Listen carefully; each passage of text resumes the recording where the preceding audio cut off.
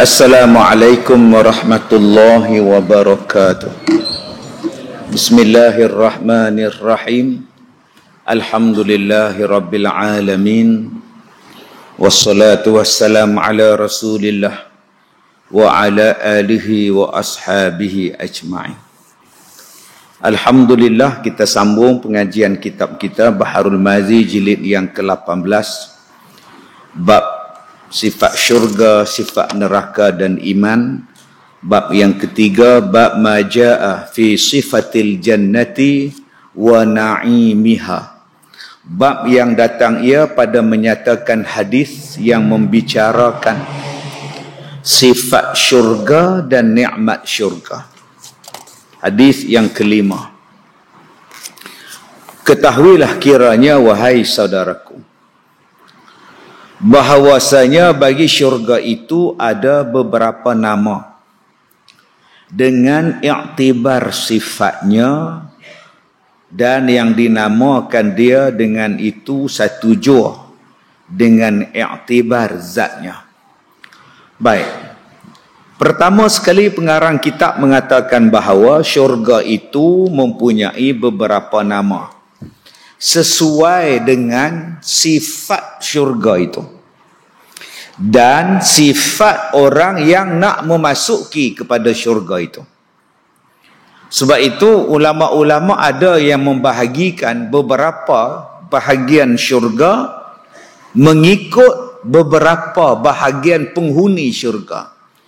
Yang jenis ni masuk syurga yang ni, yang jenis macam ni masuk syurga jenis ni, yang jenis macam ni masuk syurga macam ni. Ulama-ulama membuat pembahagian, yang ni masuk syurga yang mana, yang kelas ni masuk syurga yang mana, mengikut iktibar sifat dan iktibar zatnya itu. Maka nama syurga itu ialah nama yang umum bagi mencapai segala zatnya. Bila sebut jannah, syurga itu adalah nama yang umum, menggambarkan kenikmatan, menggambarkan segala kenikmatan, segala sesuatu kesukaan dan yang memuaskan hati. Maka nama dia ialah jannah. Tetapi daripada nama jannah tu pula, zat jannah tu pula terbahagi kepada beberapa nama lagi, ataupun beberapa nama bahagian lagi. Satu, nama dia jannah, syurga. Daripada jannah itu dia bagi pula nama-nama yang lain mengikut yang saya katakan tadi, sifatnya. Ada berapa tu syurga ni Ustaz? Dan telah berkata Al-Qurtubi, syurga itu 7 tingkatan syurga, 7 jenis syurga.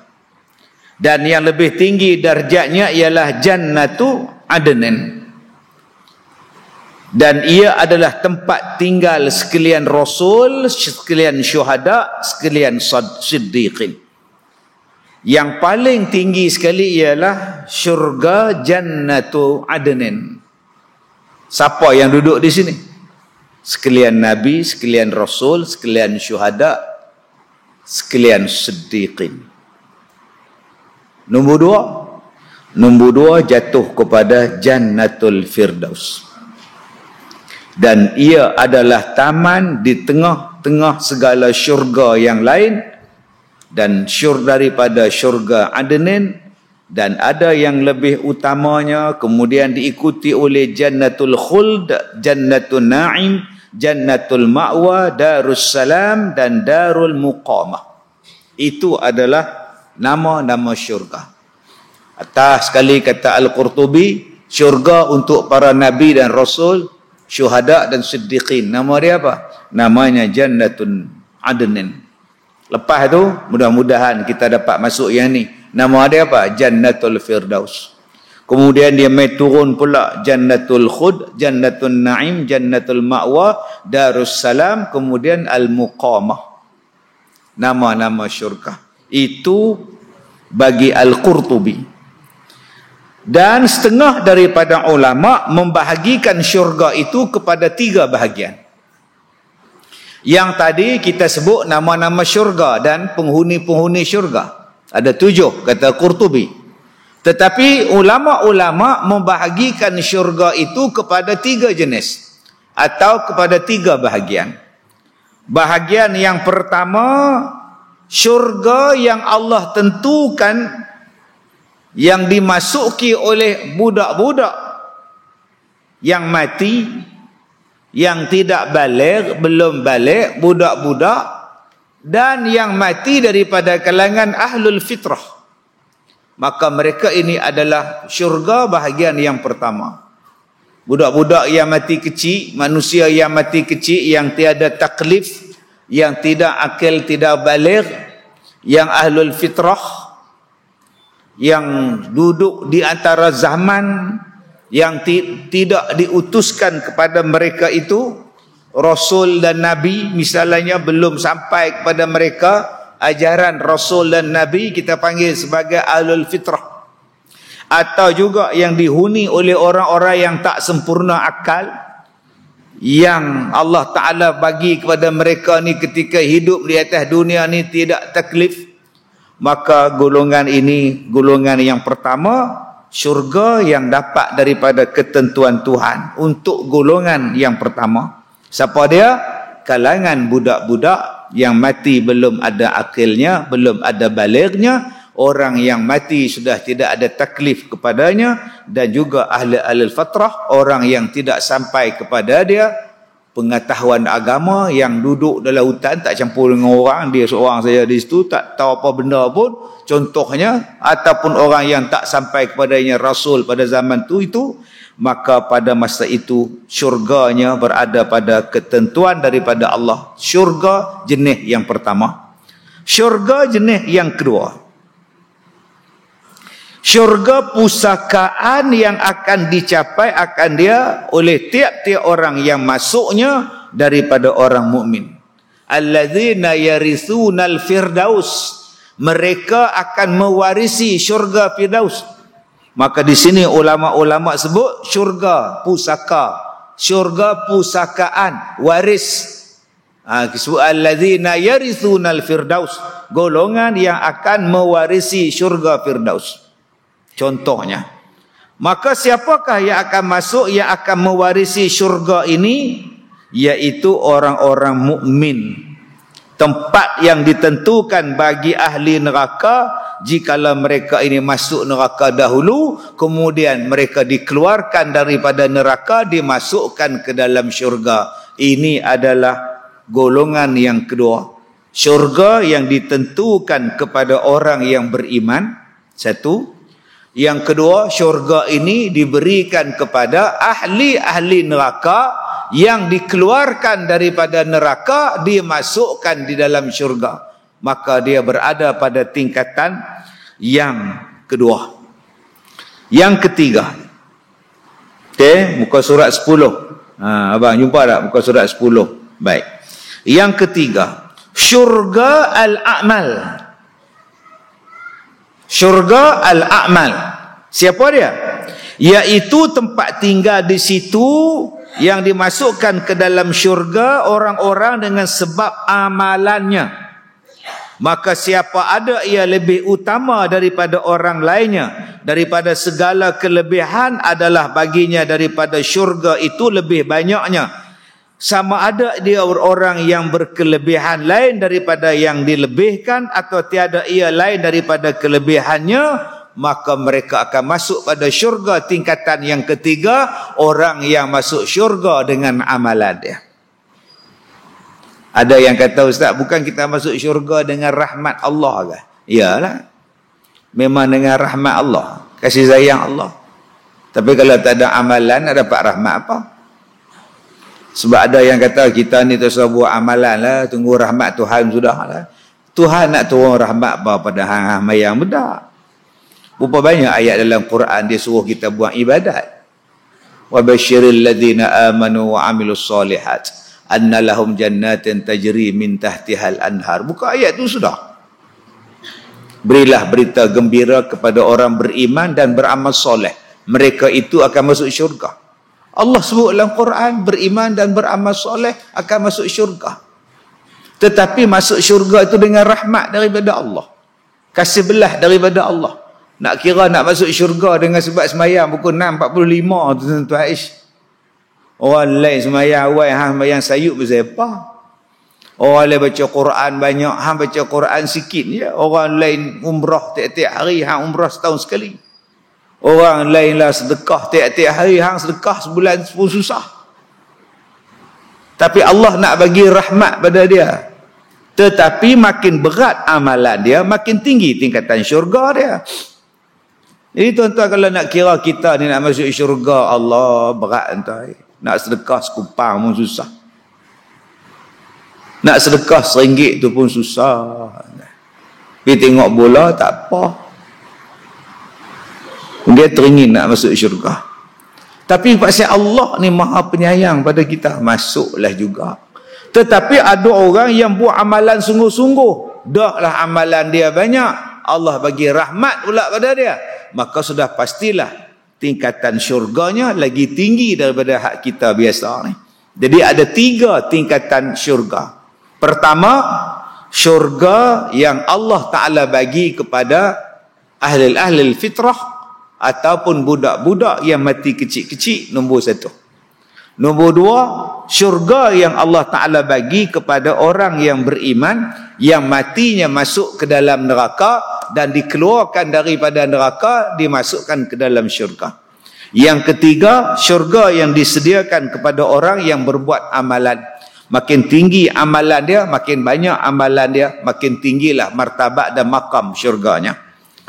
Maka tiada daripada suatu amalan ada baginya syurga dan jatuh berlebih-lebihan itu antara tuan-tuannya dengan sekira-kira kemahuan hal mereka itu. Kenapa adanya syurga? Yang tingkatan A, B, C, D. Kenapa? Sebab manusia ini pun amalan dia ada tingkatan-tingkatan dia. Kita ni pun duduk ada tingkatan dia. Macam kita tadi lah semayang, ada orang lepas semayang, lepas semayang dia bangkit terus. Ada yang tak bangkit, dia zikir. Ada yang berdoa. Habis-habis berdoa dia balik. Ada pula habis berdoa dia bangun semayang sunat. Lepas semayang sunat dia pun balik. Ada lepas semayang sunat dia main mengaji pula. Dia duduk ustaz dengar orang baca kitab. Duduk 10 minit boring dengan ustaz ni, dia pun balik. Ada pula dia dengar sampai habis. Elok-elok nak habis, isteri panggil pula, balik ustaz. Ada yang tunggu sampai isyak. Habis sembahyang isyak dia balik. Ada yang tunggu lepas isyak, dia berzikir, dia sembahyang lepas sembahyang baru dia balik. Adakah sama orang yang hak mula-mula balik dengan hak last balik? Tak sama. Ada yang baca Quran nak cepat habis. Ada yang baca Quran dia faham makna. Ada yang baca Quran dia dengan tertil. Ada yang faham Quran, ada yang baca Quran dan ada yang mengamalkan Quran. Tak sama dengan sekadar yang baca. Lagi tak sama dengan hak tengok saja. Lagi tak sama dengan hak langsung tak baca. Mana boleh sama kan? Ada hak sedekah RM1 tu pun koyak berpegang dengan plastik main sambung. Pun sedekah kat masjid. Ada hak sedekah RM1 takkan sama dengan RM1 koyak 2 tu. Tak sama tak ada. Ada orang yang belah mak dia, basuh berak mak dia, basuh kencing berak, lap mandi, suap makan mak dia. Ada yang main tengok mak dia seminggu sekali je. Ada hak setahun sekali tengok mak dia, sibuk duk jaga lelaki. Adakah sama pahala mereka? Jawapan dia tak sama. Dengan sebab tak sama amalan tu, syurga pun tak sama. Baik, sebab tu dia kata, maka sifat syurga itu semacam mana kehendak engkau mengetahui akan dia dan mengetahuikan barang yang disediakan di dalam segala nikmat boleh engkau baca di dalam Quran. Macam mana sifat syurga tu?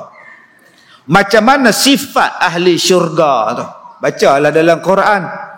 Juzuk 30, juzuk 29, juzuk 28, 27, kebanyakannya menceritakan tentang syurga neraka, syurga neraka, syurga neraka. Dan sifat-sifat ahli syurga, sifat ahli neraka, dia duduk pada 5 juzuk yang terakhir di dalam Quran. Sampailah kita baca juzuk 30 amma yatasaalun anin naba'il azim, semua tu semua dia cerita bab syurga, bab neraka, bab kiamat dan sebagainya. Bacalah di dalam Quran, kerana tidak ada di belakang keterangan Quran itu keterangan yang lebih lagi. Dan bacalah olehmu akan firman Tuhan, waliman khafa maqama rabbih jannatan, sampailah akhir surah Ar-Rahman. Bacalah surah Waqiah dan lain-lainnya daripada segala surah. Saya dah sebut dah tadi, 25 juzuk yang terakhir itu merupakan cerita-cerita tentang kiamat, cerita-cerita tentang syurga, cerita-cerita tentang neraka. Tuan-tuan yang saya muliakan, bila kita baca tentang syurga, bila kita baca tentang neraka, sifat orang yang beriman, dia duduk teringin. Hak dunia ni tak ada apa dah. Tapi bagi orang yang tak baca, dunia ni lah yang terbaik pada dia. Nikmat yang terbaik pada dia, dunia. Rasa sayang, rasa cinta, rasa tak mau lepas dengan dunia. Padahal dunia ni ada apa? Yang akhirat ni yang kekal. Yang nikmat yang sebenar-benar duduk di syurga no. Tapi sayang, ada manusia yang tak mau lepas dunia ni. Tak mau lepas, ada jawatan kalau boleh sampai mati nak bawa. Tak mau lepas bagi pada orang lain. Harta ni tak nak kongsi dengan orang lain. Kalau boleh dia seorang nak pulun. Semua dia rasa dunia ni dia punya. Padahal bila-bila masa kita ni boleh diputuskan nyawa dan berpindahlah kita ke alam yang satu lagi. Dan jika engkau hendak ketahui tafsil segala sifat syurga itu, ambil daripada hadis-hadis Nabi. Kalau kau nak jelaskan lagi sifat syurga, Nabi menerangkan dia. Kalau nak baca tentang syurga, baca dalam Quran. Nak lagi jelas, Nabi terangkan, ada dalam hadis Nabi. Maka bolehlah kita perhatikan sekarang tafsilnya. Kemudian daripada engkau tatap dan perhatikan atas jumlah-jumlahnya, maka itu pun tafsil yang dia katakan tafsil. Sebab pun dikatakan begitu kerana macam mana mau diliputi oleh pengetahuan kita akan syurga itu atas jalan tafsil yang hakiki, padahal Tuhan telah berfirman. Kata dia, kalau kau nak tengok apa dia yang dikatakan syurga tu, nak baca tentang syurga, kau baca hadis. Tetapi apa yang hadis duk cerita pada hang tu pun tak boleh nak sampai pada hakikat pengetahuan tafsil yang sebenar-benarnya. Kerana apa? Kerana Allah berfirman, fala ta'lamu nafsun ma ukhfiya lahum min qurrati a'yun. Maka tiada seorang mengetahui akan barang yang aku taruh, yang aku sembunyikan bagi mereka itu daripada penyejuk mata hati. Surah As-Sajdah ayat 17. Walaupun Nabi cerita rupa syurga macam ni, rupa syurga macam ni, wajib kita percaya. Tapi kita tak boleh nak bayang macam mana. Macam mana rupa dia? Bata dinding daripada emas, kata Nabi. Syurga tu dinding dia, bata dia daripada emas dan perak. Kita boleh dengar dan kita wajib percaya. Nabi kata dinding dia daripada emas dan perak. Adakah emas macam dunia? Adakah perak macam dunia punya? Tak. Habis itu macam mana Ustaz? Yang tu yang tak sampai kepada pengetahuan kita tu. Yang tak tahu tu, tak dapat kita nak bayangkan macam mana. Yang wajib kita percaya dinding dia daripada emas, dinding dia daripada perak. Adakah emas 916, 999 atau emas Zulian? Dia tak sama dengan dunia punya emas. Kalau tak sama dengan dunia punya emas, Ustaz, macam mana Ustaz? Wallahu a'lam. Yang kita tahu dia emas. Macam susu lah. Sungai dalamnya mengalirkan air susu, mengalirkan air arak. Adakah susu lembu kita Ustaz? Enlin kita ke? Dash lady kita ke? Tak. Habis itu susu macam mana? Susu hak dalam pengetahuan Allah. Rasa dia macam mana? Sudah pasti tak sama dengan susu dunia. Arak ke Ustaz? Dia arak tapi dia tak mabuk. Arak apa tak mabuk Ustaz? Mana kita tahu? Dah ada kata macam tu lah. Tak dapat nak sampai kepada otak kita ni. Bila tak sampai pada pemikiran kita, macam mana Ustaz? Macam mana apa? Hang buat amalan banyak-banyak, nanti hang rasa dalam syurga. Hang tanya aku tak tahu nak jawab. Yang kita duk baca ni, hak Nabi duk kata. Sebab pengetahuan tentang benda itu di sisi Allah. Allah kata, ma ukhfiya lahum min qurrati a'yun. Aku simpan pada kamu. Aku simpan benda ni daripada pengetahuan kamu. Ma ukhfiya. Aku simpan daripada pengetahuan kamu. Aku saja yang tahu. Nanti bila kamu masuk dalam syurga, baru kamu nampak macam mana yang aku sebut ni. Kemudian di dalam itu tersebut pula satu hadis.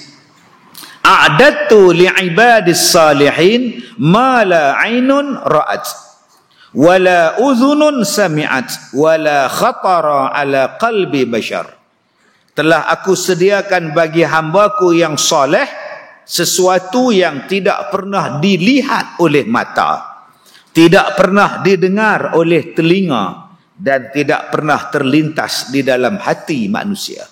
Dalam syurga tu kata Allah, apa dia nikmatnya? Satu, ma la ainun ra'at, sesuatu yang mata tak pernah tengok dalam dunia, nikmat dalam syurga.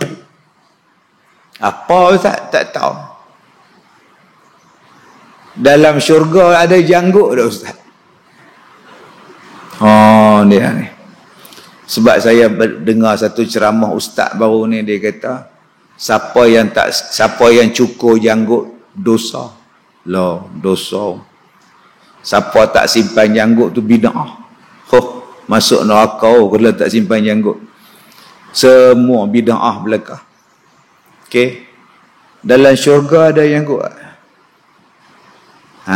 Tuan-tuan, tak boleh nak dibayang macam mana rupa laki-laki, rupa perempuan sebaya 33 tahun sebaya.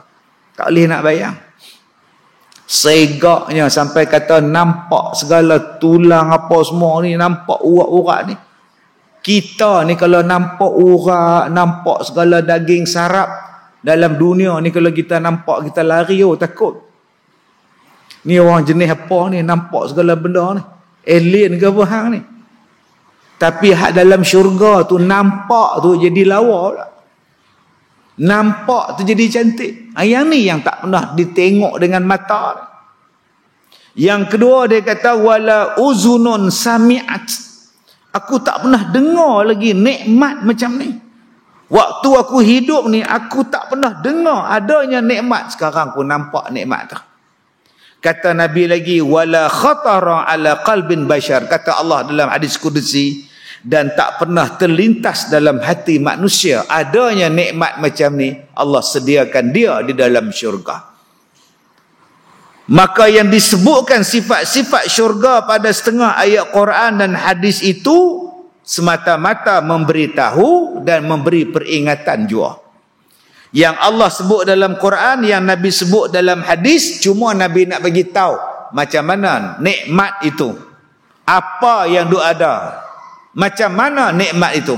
Tapi rupa sebenarnya hanya Allah sahajalah yang mengetahui. Yang Allah cerita dalam Quran, Allah nak abang bahawa benda tu ada. Yang Nabi mensifatkan dia tu supaya kita ni tahu adanya benda itu. Tetapi pengetahuan dengannya hanyalah di sisi Allah Subhanahu wa taala. Dengarkanlah satu daripada hadis yang menerangkan sifat-sifat syurga yang telah dikeluarkan oleh Abu Isa At-Tirmidzi. Ada satu hadis yang menceritakan tentang sifat syurga. An Abi Hurairah qala, qulna ya Rasulullah, ma lana idza kunna 'indaka raqqat qulubuna wa zahidna fid dunya wa kunna min ahli al-akhirah fa idza kharajna min 'indika fannasna ahlina wa syamimna auladana angkarna anfusana. Diriwayatkan daripada sahabat Nabi sallallahu alaihi wasallam namanya Abi Hurairah radhiyallahu an. Katanya telah berkata kami ya Rasulullah, kenapa Kami apabila kami hadir di sisi tuan hamba, mendengar apa ajaran dan nasihat tuan hamba, kami jadi lembut hati dan tidak mahu akan dunia lagi. Dan biar kami jadi orang-orang akhirat yang hanya berbuat amal ibadat dengan bersungguh hati, menjunjung sebagaimana ajaran dan nasihat tuan hamba. Tetapi tiba-tiba apabila kami keluar daripada sisi tuan hamba, kami balik ke rumah, bercumbu bersama dengan anak dan isteri, menguruskan hal makan minum mereka, berak kencing anak, melatih, mengajar, mendidik anak, kami cium dan kami kucuk anak-anak kami dendangkan dan nyanyikan dan melalaikan daripada menangisnya dan sebagainya. Dengan sebab segala pekerjaan kami demikian, sudahlah kami melupakan, menyalahkan diri kami sendiri kerana banyak kami lupakan beberapa nasihat tuan hamba yang kami tak boleh buat dan tidak dapat diambil kembali. Ni dia tuan-tuan. Hadis ni ada 2-3 hadis yang hampir sama. Salah satunya daripada Abi Hurairah yang kita baca ni. Salah satunya juga daripada Khuzaimah bin Al-Yaman. Waktu mereka dengar kuliah Nabi, duduk berimpun dengar kuliah Nabi ni, mereka merasakan bahawa seronoknya, nikmatnya, lazatnya duduk dengan Rasulullah, mendengar cerita tentang hukum agama, rasa semangat dengan agama, kalau boleh nak pergi akhirat sekarang juga. Kemudian takkan nak tidur 24 jam di masjid, takkan nak ikut Nabi 24 jam. Mereka pun ada anak, ada isteri, ada rumah. Habis-habis kuliah Rasulullah, masing-masing pakat balik ke rumah. Bila balik ke rumah, yang ni menghadap isteri, yang ni menghadap anak, yang ni menghadap kebun kurma, yang ni pi menghadap menega, yang ni pi buat kerja, yang ni pi buat yang ni pi tidur, yang ni pi berjalan, yang ni duk kahwin, yang ni duk menikah. Akhirnya mereka duk fikir, aku ni munafik bah. Depan Nabi aku ni jadi baik sungguh, akhirat saja. Mai balik ke rumah, tengok isteri, tidur dengan isteri, lupa dah. Mai bawa anak berjalan, dukung pula anak pula, isteri suruh pegang saat dia nak masak-masak roti, pegang anak, duk main dengan anak, duk lambung anak, lambung sini, dodoi sana, dodoi sini. Yang hak cerita tentang Nabi tu tak apa nak ingat dah. Saat lagi isteri pula ajak berjalan, pergi Mr. DIY apa semua, lupa dah apa hak duk mengaji ni. Jadi mereka duk perasan bahawa mereka ni munafik. Adakah kami ni munafik ya Rasulullah? Depan Nabi kami baik, saya lagi macam kita lah. Mai semayang tadi pakai jubah, pas mayang maghrib balik, isteri kata jom kita berjalan saat di sekolah ni, bawa lah anak saat pergi Lotus ke apa agak, tukar uniform, pakai t-shirt, pakai seluar jeans, pakai topi sudu, bawa anak pergi Lotus, kedai Tom Yam, tak pun Cakotiang, Sungai Dua. Yang tadi duduk berzikir subhanallah, subhanallah, subhanallah, lah pula duduk ngadak Cakotiang, panah, panah ni. Yang tadi aku subhanallah lah, duduk panah ni, aku ni munafik ke? Soalan lagi tu. Mai sembahyang subuh ke, subhanallah, subhanallah, habis sembahyang subuh, anak ajak pergi naik bukit bendera, pergi duduk panjat bukit bendera pula lah, tegak kepala naik kereta api no. Saat lagi turun tunduk pula dah. Adakah saya ni munafik Ustaz? Soalan tu Nabi ni mereka tanya, ya Rasulullah, kami bila duduk dengan Nabi iman 100%-nya, bila kami balik ke rumah dia makin turun. Adakah kami munafik ya Rasulullah? Sebab itu adanya hadis, untuk ahli engkau ada hak, untuk anak engkau ada hak, untuk badan kau ada hak. Dia mari banyak hadis menerangkan tidaklah dikira sebagai munafik. Ada masa untuk kau beribadah, ada masanya kau beriadah, ada masanya untuk kau berhibur. Tak salah. Sebab tu bila sahabat tanya macam ni, Nabi jawab macam ni. Bila sahabat yang ni tanya macam ni, Nabi jawab macam ni. Sebab ada yang marah tu imam pergi main bola. Sembahyang asar jadi imam. Habis-habis jadi imam, sangkut jubah, pakai track shoot pergi main bola tepi padang masjid. Tengok tu, munafik. Tadi ya subhanallah lah ni, duk skogo buat Cristiano pula. Siung ke depan tu pula. Munafik punya tu imam. Ni, orang hak jenis pekat barat punya ni tuan-tuan ni. Habis tu imam nak buat apa? Dia nak pergi pasar malam tak boleh. Dia nak bawa anak dia naik motor dalam raga, isteri kat belakang tak boleh. Dia nak bawa isteri dia pergi pasar malam, pergi cari bawang tak boleh. Takkan nak duduk di masjid je. Tu imam bukan malaikat.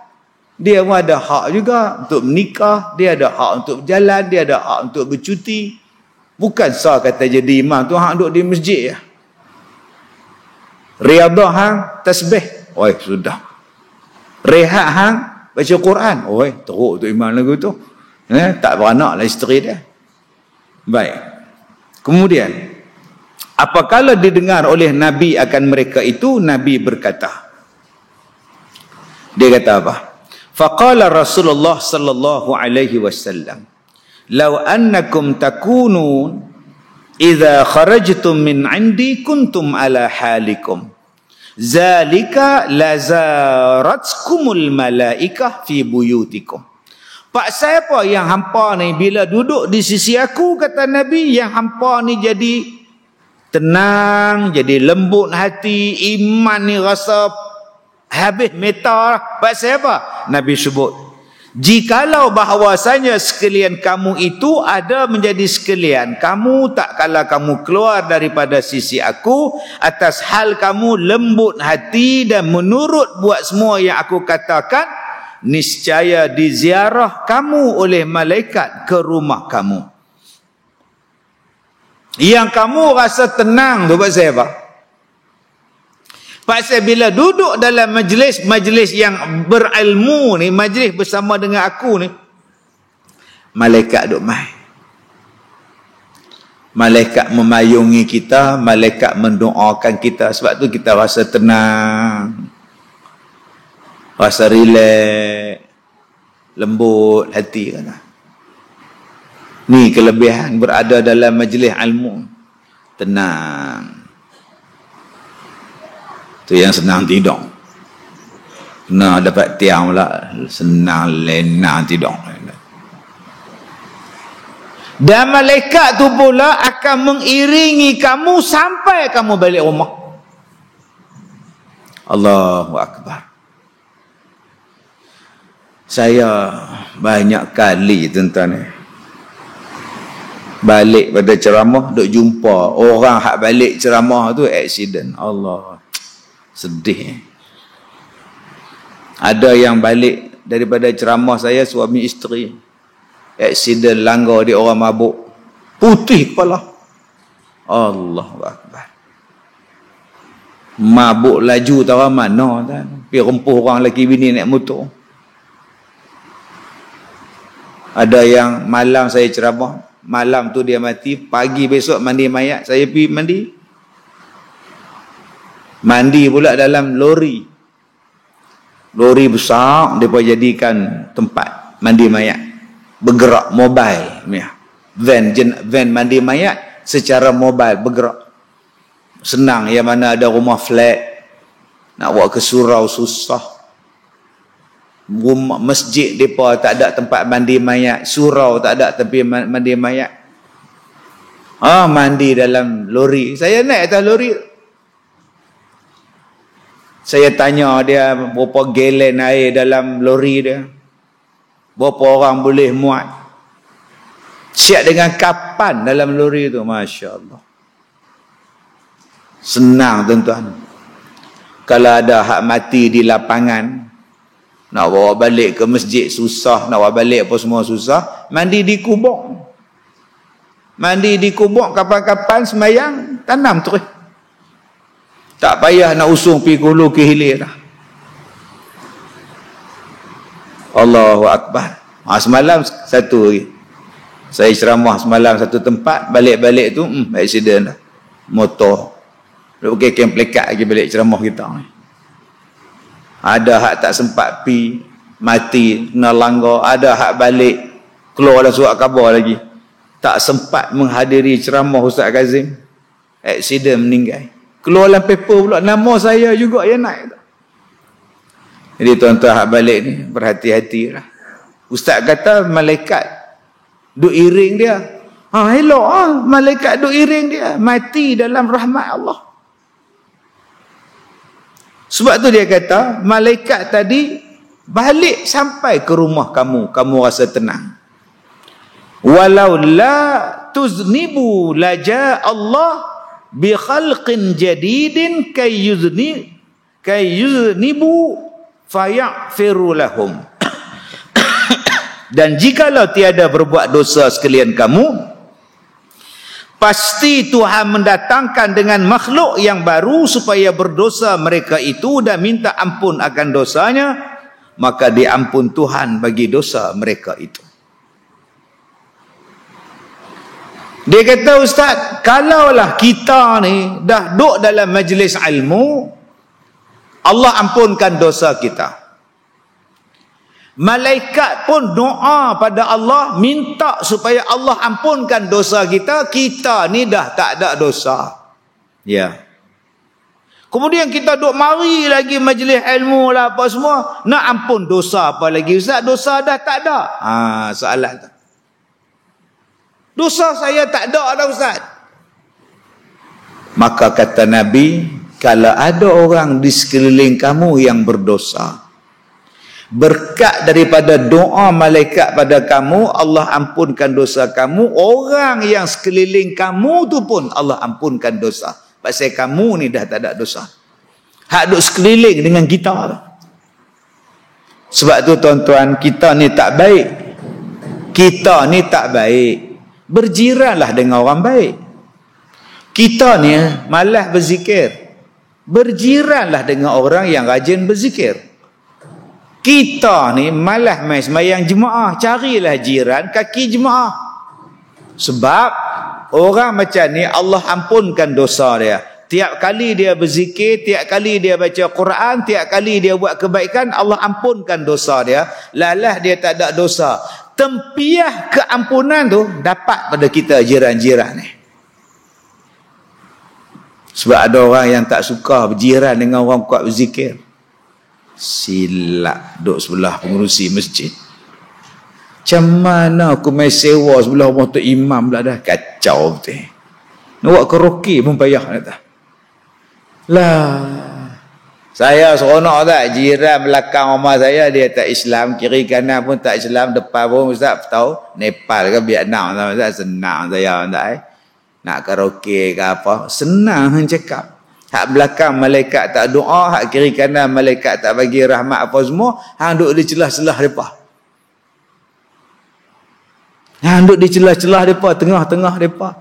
Buatnya pula kiri kanan hang tu pula duk rajin zikir ikut cara agama depa. Lagi hang pening. Pagi-pagi penuh dengan asap, dengan loceng tonteng menang, lagi hang pening tak tak? Tuan-tuan hak pernah dapat orang alim depa, tuan-tuan tahu? Tak pernah duduk berjiran dengan orang yang rajin buat ibadat agama mereka. Subuh semi'il asap berkepui masuk dalam bilik kita. Baru tahu. Hak jenis hak tak semayang mereka. Ni tak semayang, ni hak jenis baik warak terlebih. Tuan. Pagi-pagi ni duk belah buahnya. Baik.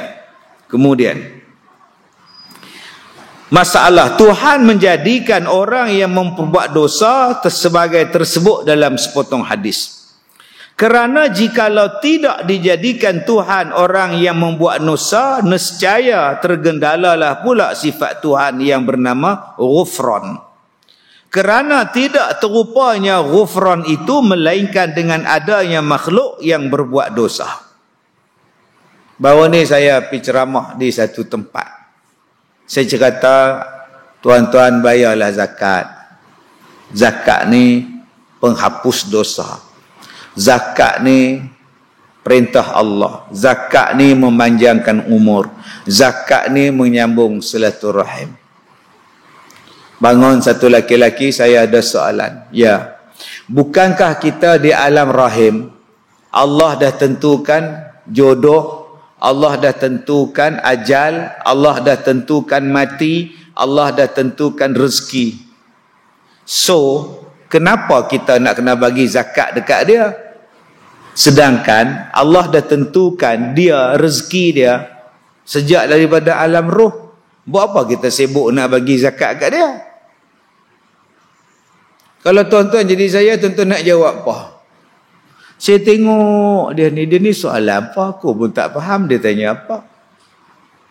Dia kata jodoh, ajal, maut, rezeki tangan Tuhan. Ya. Ada tu? Buat apa kita nak bayar zakat kat dia? Dia dah ada rezeki dia. Saya jawab, zakat tu perintah Allah. Yang kedua, Allah dah tentukan dia dapat rezeki melalui zakat. Tu dia. Dia dapat rezeki salah satunya daripada zakat. Ada pula orang tanya, yalah sampai bila dia nak pakai zakat? Pilah kerja, duk harap zakat siapa? Saya jawab, kalau macam abang tak apa, bagi mesin jahit abang boleh buat tailor. Bagi gunting rambut, abang boleh buka kedai barber. Abang ada kederat. Ni bagi orang tua yang tak ada kederat, kaki tangan kena potong. Dia nak mesin rumput apa? Nak mesin rambut apa? Nak mesin jahit apa? Orang ni kena tolong dia sampai mati. Rezeki dia dapat duit zakat. Sebab dia tak boleh bangun dah, lumpuh dah. 100% gagal lah seluruh tubuh badan dia. Nak kerja tak boleh dah. Kerja tak boleh, cakap pun tak boleh. Mata je duk lepok. Takkan kita nak pergi cakap kat dia, abang berusahalah. Sampai bila abang nak maharat zakat? Nasib baik dia lumpuh. Kalau dia tak lumpuh, dia cakap kepala otak hang. Jadi ada orang yang kena bagi macam itu. Tak tahu tuan-tuan, manusia ni macam soalan. Cukup berkira bab harta tapi nak syurga. Cukup berkira bab sedekah, zakat tapi nak syurga. Baik. Yang kedua, ada yang bertanya, kenapa Allah jadikan iblis? Soalan? Kalau tak ada iblis kan semua manusia baik. Bila ada iblis, dia goda kita jadi jahat, dan bila kita jadi jahat, kita masuk neraka. Kalaulah Allah tak buat iblis, kan bagus. Itu soalannya. Ada hal lagi kan? Saya tak pernah minta dijadikan, saya tak pernah minta dilahirkan. Tiba-tiba saya dijadikan tanpa keizinan saya. Kemudian bila saya hidup, bila ditimbang di hari kiamat, saya masuk neraka. Kalaulah saya tak dijadikan, saya tak masuk pun neraka. Kenapa Allah jadikan saya? Hak ni lagi bodoh. Inilah dia tuan-tuan, sebab tak belajar sifat 20. Dan hari ini orang Islam sendiri tak suka sifat 20. Ni kesan tak mengaji tauhid. Tak mengaji sifat 20, sifat nama Allah ke apa, tak belajar tu dia. Bila dia tak belajar sifat 20, dia belajar tentang free thinking. Dia belajar tentang liberal. Dia belajar tentang manusia, kemanusiaan. Dia mula. Lah dia salahkan Tuhan. Kenapa Tuhan bagi dekat aku laki yang jahat, isak dadah, minum arak? Kenapa Allah bagi jodoh aku dengan dia sejak aku di alam roh, aku dapat jodoh dia? Kenapa Allah tak bagi pada aku jodoh yang baik? Dia salah Tuhan. Ni salah Tuhan. Kalau kita belajar tentang qada dan qadar dalam tauhid, kita dapat jawapan apa yang Pak Cik tadi soal tentang dosa, tentang iblis, tentang kenapa dia dilahirkan, kenapa dia dapat suami jahat.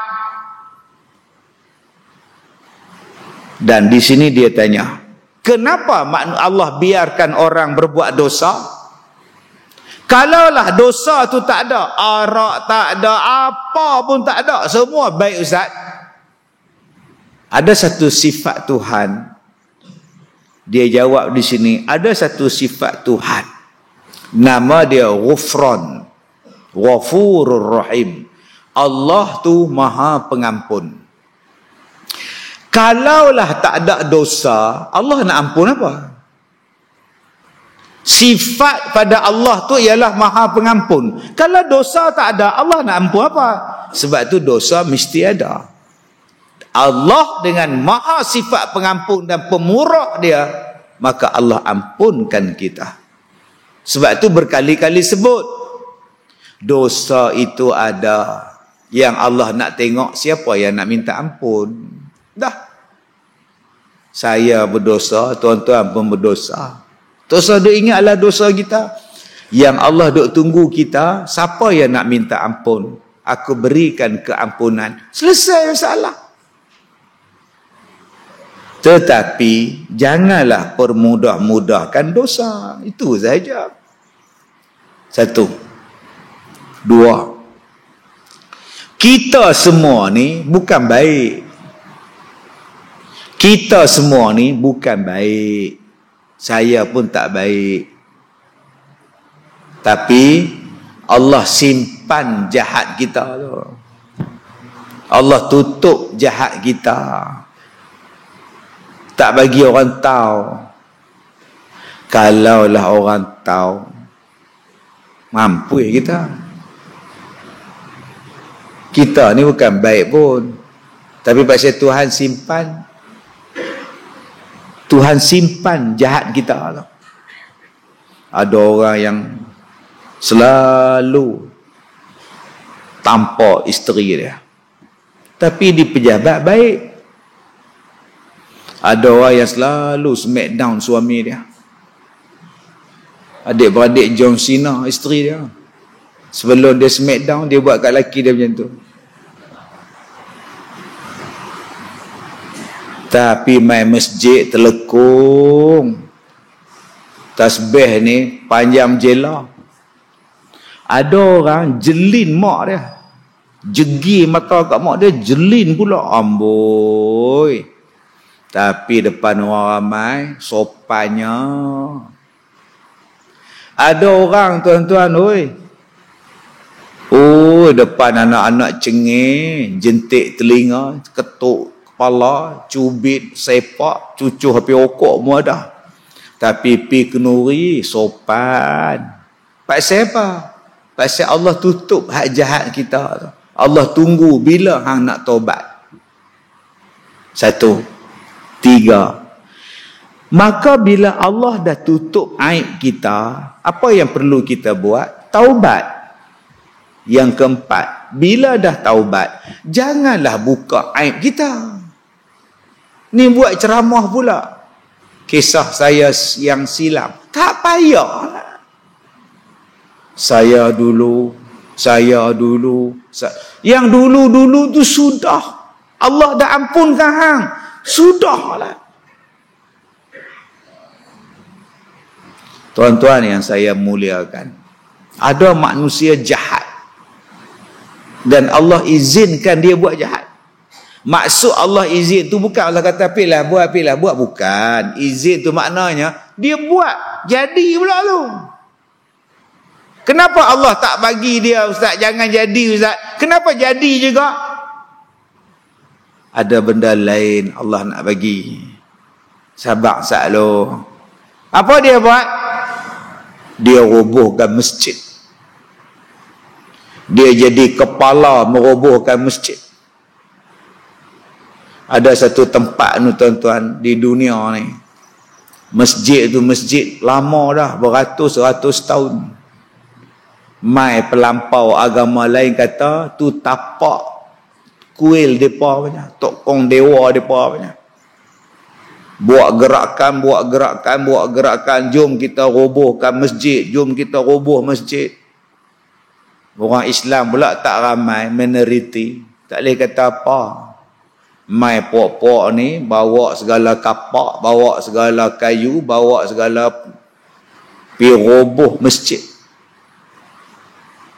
Roboh ranak habis masjid orang Islam. Berlaku pula. Tu yang orang Islam tanya tu. Pasal apa Allah tak hantar peti sambar bagi mampu buat ni? Kenapa Allah tak jadikan mereka tu tangan jadi kaku lumpuh ke? Masjid, rumah Allah, Allah bagi roboh semua ni. Izin pula. Sabar selalu. Bila dah roboh, kecoh satu dunia.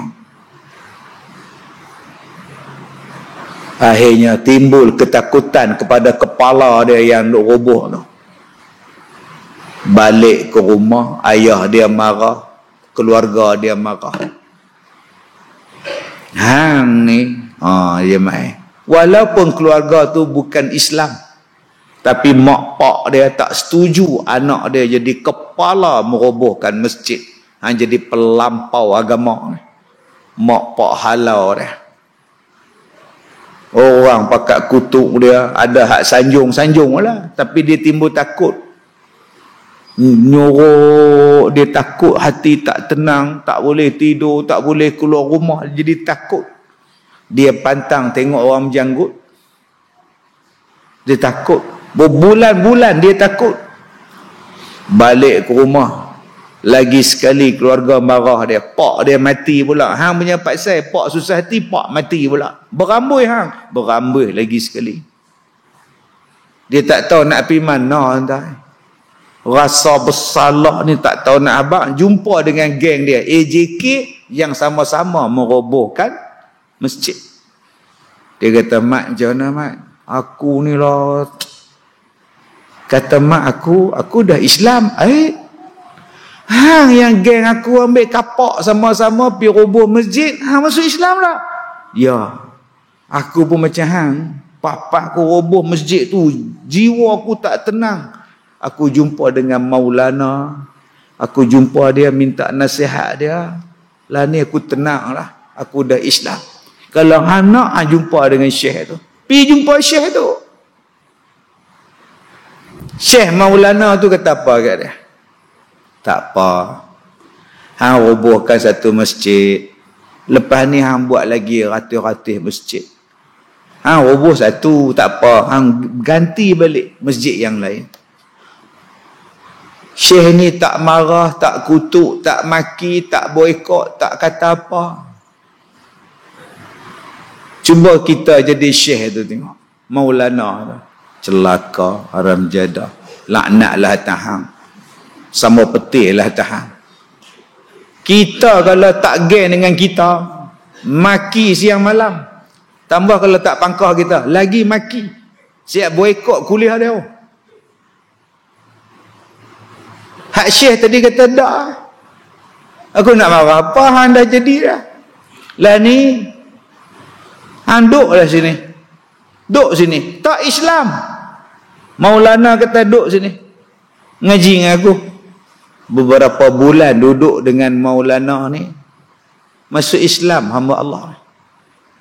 Tukar nama jadi Muhammad Amir. Daripada hak pengganas tu masuk Islam. Daripada satu masjid ke satu masjid, satu masjid sampai satu masjid, dia buat 91 buah masjid. Tahun 2020 dia dah buat 91 buah masjid, lagi 9 lagi nak cukup. Daripada orang yang merobohkan masjid, dia rasa bersalah, dia masuk Islam, dia buat masjid pula. 2021 dia mati. Hampir 100 masjid yang dia nak buat, Allah bagi izin buat. Nampak hikmah dia tu. Sebab tu kita jangan duk kata salah pada Tuhan. Apalah Tuhan ni, tu masjid rumah Allah, ada orang pergi katok bagi pecah pula. Kenapalah Allah tak bagi gempa tengah-tengah dia duk pecah tu, bagi mampu ke? Pasal apa? Ada benda lain Allah nak simpan. Rupa-rupanya yang satu masjid hilang, mai ganti balik 100 masjid hak lain. Dia tarik pula berapa ramai orang hak sama-sama merobohkan masjid tu masuk Islam, dan dia pun buka ma'had, buka madrasah untuk tarik orang masuk Islam. Balik tuan-tuan buka sejarah masjid ni. Mereka buat dokumentari khas. Cerita orang yang rubuh masjid, bagaimana berubah jadi masuk Islam, dan dia ganti masjid yang dia rubuh dulu dengan puluhan masjid yang baru. Itulah nama dia alim. Allah tu maha mengetahui. Allah tu hakim, maha bijaksana. Dia bagi tang sini, nampak pada kita, rumah Allah pun boleh hancur ni. Allah ni macam mana? Oi, hang otak hang tu pun Allah bagi, hang boleh pi tanya, Allah ni macam mana no? Pala otak hang. Otak hang tu pun Allah bagi, hang boleh pi tanya, Allah ni lagu mana? Allah tahulah dia nak buat apa. Yang kita tak sangka boleh Allah bagi dekat dia Islam, dia boleh tarik keluarga dia masuk Islam, keluarga dia halau dia pun lalah masuk Islam. Siap dia buka sekolah lagi tuan-tuan, untuk tarik kawan-kawan dia tadi duduk sini belajar agama walaupun tak Islam, duduk belajar lama-lama Islam. Kita ni cuba tengok orang kafir mai. Waktu saya kuliah dulu, tahun 90-an, tahun awal-awal 2000, ada satu perempuan Cina, nyonya. Dia tak Islam. Tapi bila saya mai ceramah di Johor, dia duduk depan dengan ceramah. Tudung tak pakai. Dia bukan Islam. Bila saya kuliah subuh, dia duduk dalam masjid. Gini dengar ceramah ni. Satu hari saya ceramah di Selangor, satu masjid di Selangor. Masa tu tak ada tauliah pun, boleh ceramah. Dan masa lah pun tak ada tauliah agak, tapi tak boleh ceramah lah. Masa tu boleh ceramah lagi. Dia mai kuliah maghrib saya. Makcik-makcik hak pakai telekong tu, apa ni mai semayang tak ada telekong, apa walai semayang duduk makcik duduk belebel kat Cina nyonya tu. Mai masjid tutup aurat lah apa ni jenis tu. Padahal nyonya tu tak Islam. Lalah daripada duduk dengar ceramah, dia duduk dekat tangga. Duduk atas tangga pun kena marah. Lalah duduk atas gazebo, duduk menung kat luar. Tuan-tuan, dia orang Johor, dia minat dengar ceramah, dia beli CD. Satu hari anak dia call saya di Batu Kurau, Ustaz, mak saya sakit. Oh ya. Ustaz doakan mak saya, insya-Allah saya buat. Tak lama lepas tu dia telefon lagi, Ustaz, mak saya nak masuk Islam. Alhamdulillah. Boleh tak Ustaz bubuh nama untuk dia? Boleh. Dia telefon, Ustaz, mak saya dah Islam dah Ustaz, atas katil hospital. Saya Islamkan dia. Mak saya minta nama pada Ustaz, saya kata bubuh nama Khadijah. Baik Ustaz. 4 jam lepas tu anak dia telefon, mak, Ustaz saya baru meninggal. Ni hidayah tuan-tuan. Suami dia tak Islam. Cuba pula nak tarik suami dia, tapi Allah tak sempat. Kita nak bagi, nak kata apa, tak ada anak, isteri sempat Islam. Jadi tuan-tuan, itulah nama dia Ghufran. Allah jadikan itu ada tentunya, ada sebabnya, ada hikmahnya, ada tujuan dia. Maka kata dia, janganlah pula siapa-siapa menyangkakan hadis ini mempermudah-mudahkan buat dosa, dengan makna siapa yang buat dosa lalu diampunkan oleh Allah. Jangan faham macam tu juga. Tak apa, kita enjoy dulu, lepas tu kita minta ampun lah. Jangan faham lagu tu.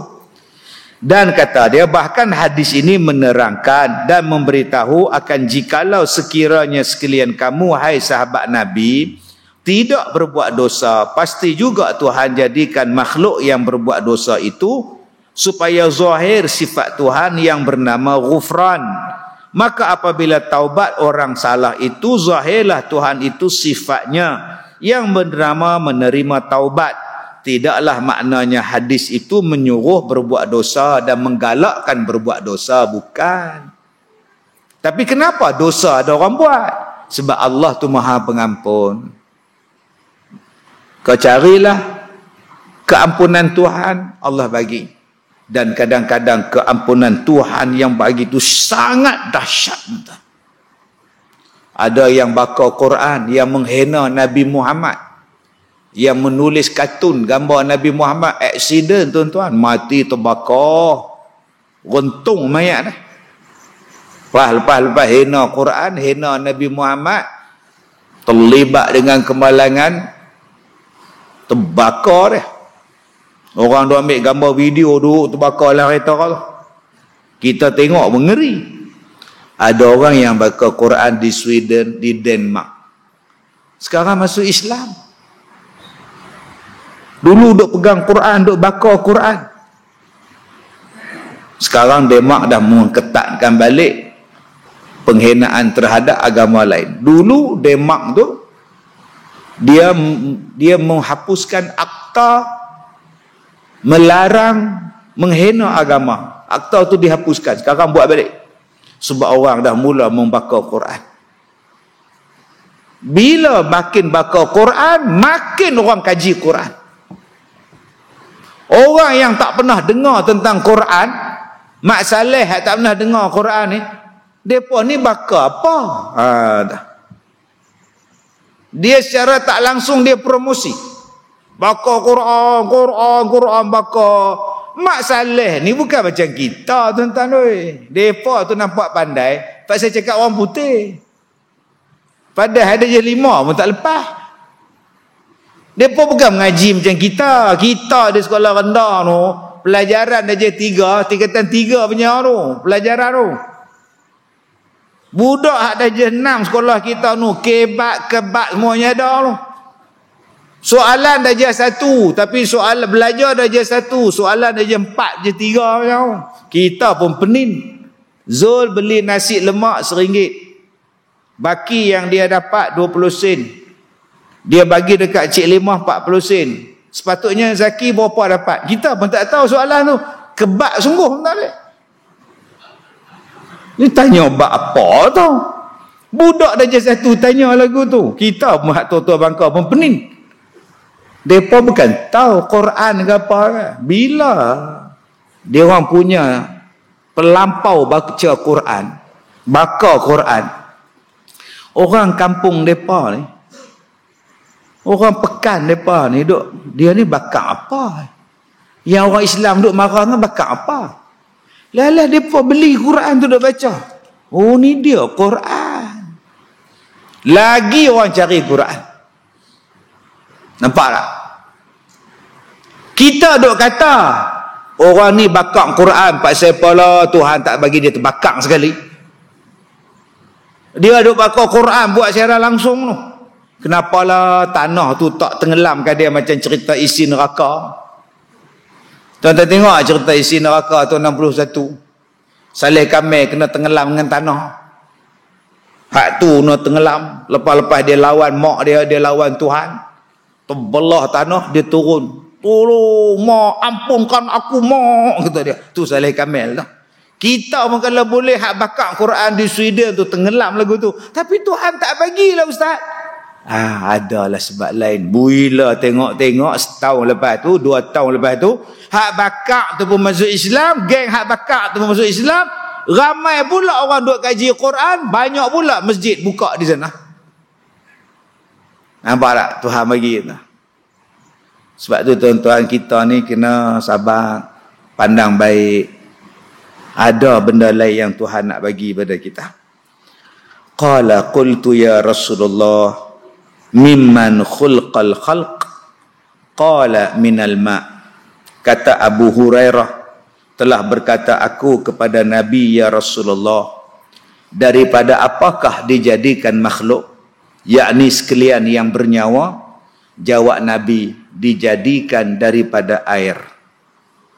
Lepas Abu Hurairah tanya bab di masjid rasa lain, di rumah rasa lain. Nabi jawab, Abu Hurairah tanya pula, makhluk yang bernyawa ni ya Rasulullah dijadikan daripada apa? Maka Nabi jawab, minal ma', dijadikan daripada air. Pun ulama-ulama bincang. Ayat Quran surah Al-Anbiya ayat 30, Allah Ta'ala kata, wa ja'alna minal ma' kulla syai'in hayy. Dijadikan daripada air tiap-tiap sesuatu yang hidup. Habis itu ustaz, malaikat daripada cahaya, iblis daripada api, mana ada air? Macam apa pula? Yang Allah kata daripada air, Allah juga bagi tahu daripada cahaya, daripada api. Macam mana ustaz? Tak bercanggah ke ustaz dua benda ni? Yang ni insya-Allah kita baca bulan depan insya-Allah. Wallahu a'lam. Kita sambung lagi insya-Allah. Wabillahi taufik wal hidayah. Assalamualaikum warahmatullahi wabarakatuh.